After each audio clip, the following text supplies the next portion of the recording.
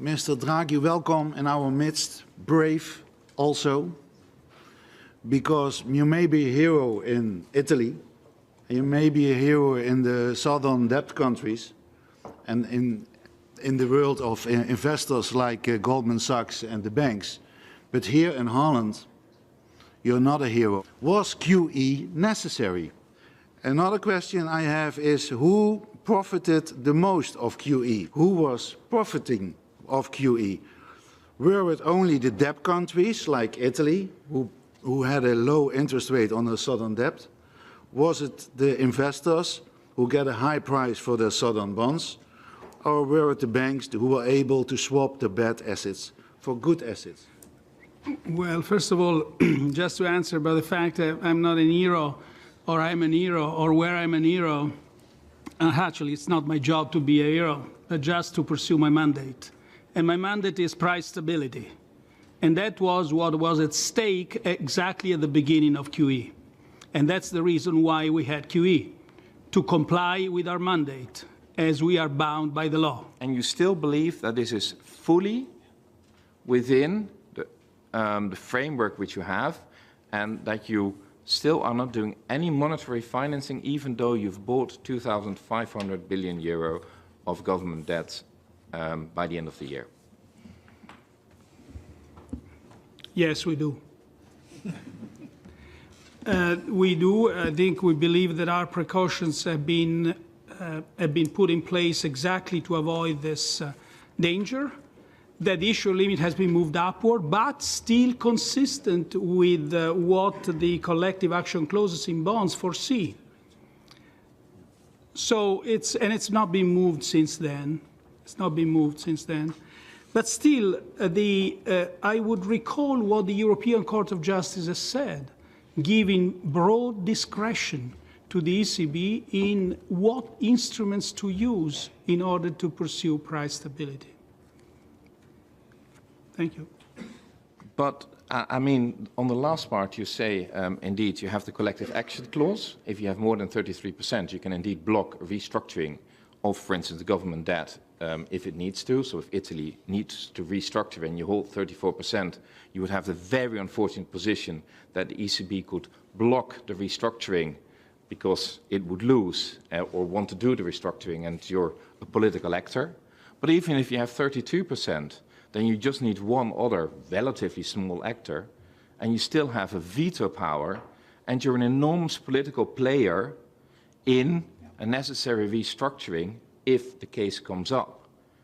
How do you mitigate that problem if this case becomes true, because the levels of debt are still rising in part of the Eurozone, and if such a case comes up, will you then look at the interest of the Eurozone or at the interest of the balance sheet of the European system of central banks?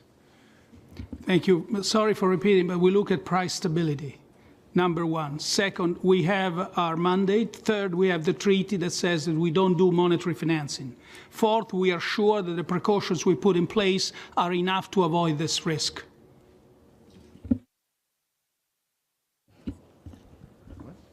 It doesn't seem like you want to answer my colleague Omtzigt. No, I've answered. Absolutely, yes. But he was concerning the risk, whether you hit the percentage which he was talking about. You want me to say what we would do in case certain unrealistic hypotheses were to take place? I'm not going to say that. We don't want to speculate on things that have no probability of happening. Sorry? Period. Yes, sorry, yes. You say there is no probability that at any point in the future, any of the national debts of the Eurozone countries has to be restructured? That's a zero probability event? No. We said no. I don't know about that. I don't want to speculate on that. We have decided the 33% limit. It's enough for the collective action clauses, and that's period. We are not going to speculate on the fact that if there is one that has 1%, we could do this and that. That's, frankly, speculation in which I don't think it would be right for us to spend time. But is it also speculation that one of the countries of the Eurozone at some point will need restructuring? and that a large amount of debt stays within the European system of central banks, for which the European taxpayers will foot the bill at the very end. So far, the taxpayer hasn't foot any bill.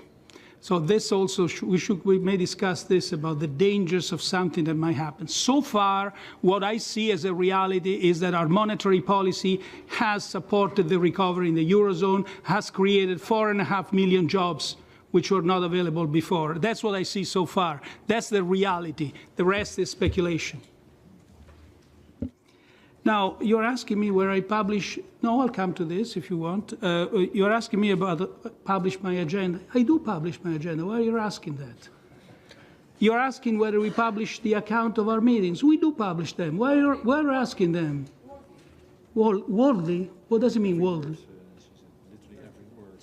Oh, no, it was decided to do the accounts, not the minutes, like other central banks do, by the way. And then what else, Diana, did you ask me about? The SSM. On the SSM is already very transparent. If things can be improved, we'll certainly do it. But I think you should ask, thanks to the separation principle, I think you should ask this to Madame Nouy. I was wondering, because you were a little irritated about... No. About what?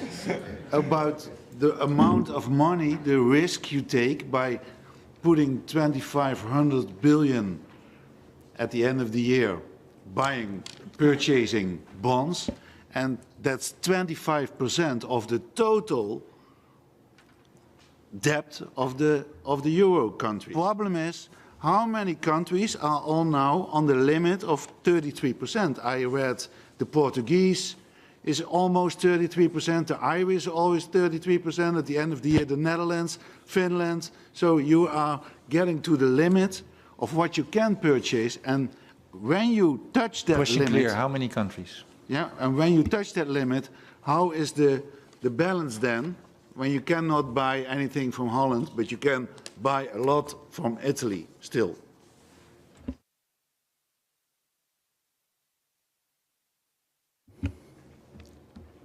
We are bound by rules, and we intend to stick with them. And we're also confident that our program will run smoothly. I'll stop at this. There is no other way I can respond to your question about risks. But I think you will other get... than reassuring you that the rules are going to be respected. You've said in January that any country leaving the Eurozone must settle the bill first.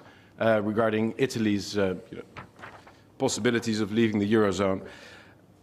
As we and the Netherlands now have a surplus in the Target 2 system of around 100 billion euro, does this, by your own words, mean that if the Netherlands decides to leave the Eurozone, which is one of the key points of my party's program, we would get back 100 million euro from the southern countries in the Eurozone, according to your views?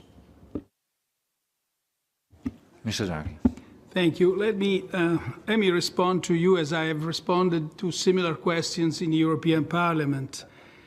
The euro is irrevocable, and this is the treaty. I will not speculate on hypotheses that have no ground in the present treaty.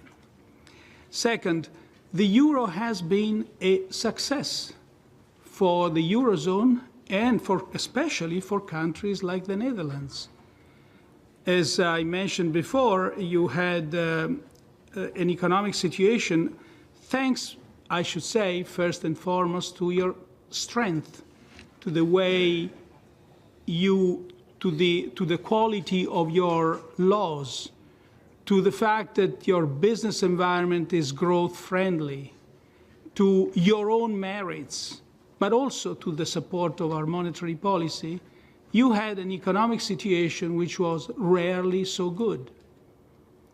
But also there is a deeper reason, and there is a deeper reason why the euro has benefited all countries, but especially countries that are strong, export-oriented, with high productivity, and a business-favorable legal environment. The euro has protected the single market. most of you are too young to remember the 80s and the early 90s, when we had periodic devaluations of all countries, and there was a strong instability there. Neither price stability was there, nor the better countries, which were stronger, could actually see their merit rewarded because there were continuing devaluations robbing them from their merit. Now, the single market was a major achievement towards our integration, but it was also an achievement that has increased our prosperity, our collective prosperity. And the single market cannot be protected other than with one currency, with irrevocably fixed exchange rates. And that's why the euro came into consideration in the early 90s and was finally found its place in the Maastricht Treaty. So I think if we remember the experience of those years, we should have no doubts about the euro being a success. And also legally, I made the point before. Just one point, you said you didn't want to speculate about the possibility of the Eurozone falling apart, but isn't that precisely what you did in January when you were saying if Italy leaves, it will have to settle the bill? You were actually speculating about the breaking apart of the Eurozone, and wouldn't it be intellectually fair to have the same principles if the Netherlands decides to leave? In the European Parliament, I was asked the same question about that. I said one can have technical answers of all kinds, but the point is the euro is irrevocable, and I'm not going to speculate on hypotheses that have no ground whatsoever. We'll see about that then. We'll see about that, for sure. Again, reality shows that the outcome has been different. We have an index which measures the growth in value added in each country, which is a proxy for growth in GDP. And then we calculate the dispersion of this index. In other words, how much these growth rates diverge across countries. So now we are at the same level as we were in 1997. So it means broad convergence in the euro area countries.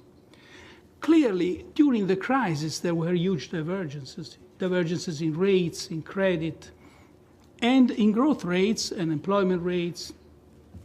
If we have to look now at the situation, it has improved on that account as well. So that is a good, very good news also for another reason. Convergence, in our view, convergence and trust are the two pillars on which the Eurozone is founded. And so any improvement we have on that ground. Now, of course, we have to have another type of convergence, which was the one we were discussing before, convergence as far as structural reforms are concerned.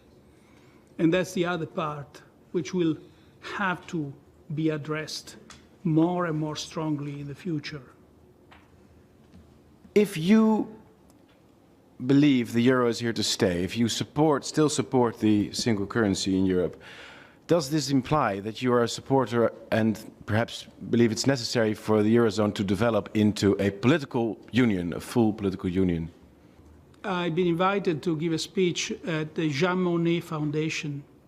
On that occasion, I had the opportunity to read some of his writings. In his view, there was no doubt that the sequence is single market, single currency, political union. And that's still the case. But is it tomorrow? No. When is it? We don't know. Why?